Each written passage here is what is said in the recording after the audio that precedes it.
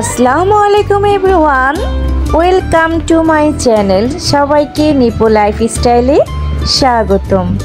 আজকের সকালটা কিন্তু একদম অন্যরকম। বাহিরে মুষলধারে বৃষ্টি হচ্ছে আর আমি এখানে আয়োজন করছি, বলুন তো এটা কি? খুরমা দিয়ে এই গরম ওয়াটারটা ভিজিয়ে রেখে আমি একটি পরে খেয়ে ফেলবো। আসলে এটা যখন নরম হবে তখন খাবো। আর এই যে দেখেন, এখানে দুইটা ডাব আনা হয়েছে, একটা মানহার জন্য আর একটা হচ্ছে আমার জন্য। মেয়ে খাবে আর আমারও শরীরটা একটু ভালো না, তাই প্রতিদিন দুইটা একটা করে ডাব আনা হচ্ছে বাসায়। মেয়ের সাথে সাথে আমিও খাচ্ছি।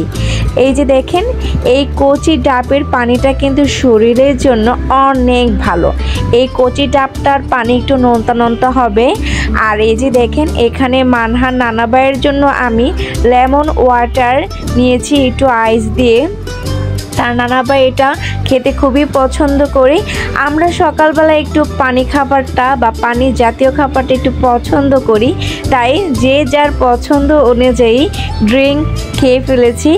এখন জাস্ট অন্যরকম একটা ফিলিং আসছে।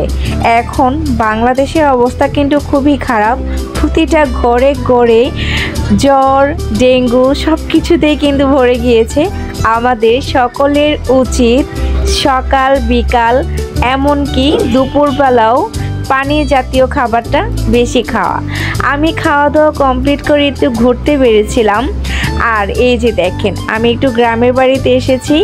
এখানে এসে দেখি কি সুন্দর, দেখেন তো, এটা শাপলা ফুলের মতোই লাগছে। ফুলের যে পাতাটা হয় ওইটা নদীর পাড়ে। আমি একটু ক্লিপ নিয়েছিলাম।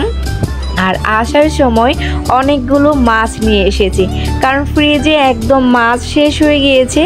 আমি আর মানহার নানুমণি যেহেতু গিয়েছি, আসার সময় আমরা নিজের চয়েস মতো মাছ পেয়েছি, নিয়ে এসেছি। যে দেখেন, ফ্রিজ কিন্তু একদম ফাঁকা, তাই আর আমরা ভুলটা করিনি, যেহেতু তাজা মাছ পেয়েছি নিয়ে এসেছি। আর বাসায় এসে দেখি তার মামা এখানে পড়ছিল আর তারা বসে দেখেন কি ফাইজলামানি করছিল। তারা অনেক বেশি নাচানাচি করে যখন মানহার মামা বাসায় আসে, তারা সবাই মিলেই কিন্তু অনেক মজা করছিল। আর এই যে দেখেন, বাইরের ওয়েদারটা কত সুন্দর হাওয়া দিচ্ছে। আসলে সকালে বৃষ্টি হওয়ার পর বিকেলের ওয়েদারটা কিন্তু দারুণ লেগেছে।